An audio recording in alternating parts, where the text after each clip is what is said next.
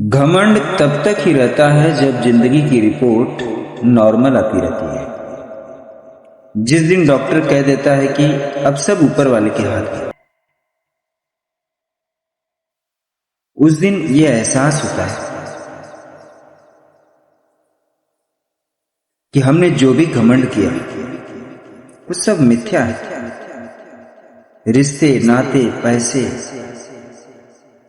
सब आईसीयू के बाहर खड़े होते हैं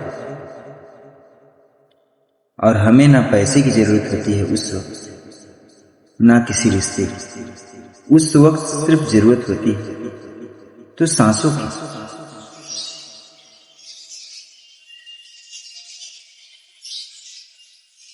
हर पल की सांस कीमती लगती है। उस वक्त समझ में आता है कि हमने किसके लिए क्या सही किया, किसके लिए क्या बुरा किया। हमने किसको दुख दिया और किसको खुशी दी। इसलिए जगह जमीन, खेत खलिहान, किसी भी चीज का घमंड ना करें, क्योंकि ये मृत्यु लोक है। यहां जो भी आया है मृत्यु निश्चित है उसकी। भगवान भी आए थे मानव रूप में, उनकी भी मृत्यु निश्चित थी। समय आने पर उन्हें भी ये मृत्यु लोक छोड़कर जाना पड़ा। इसका दूसरा नाम कर्म है।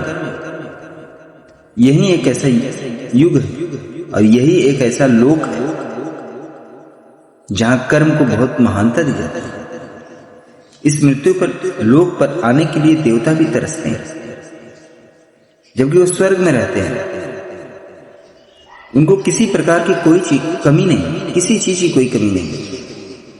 मगर आपको पता है वो देवता मृत्यु लोक पर क्यों आना चाहते हैं? क्योंकि मृत्यु लोक कर्म योग है। यहां पर ही रहकर मानव को या मानव के रूप में आए हुए ईश्वर को मोक्ष की प्राप्ति होती है।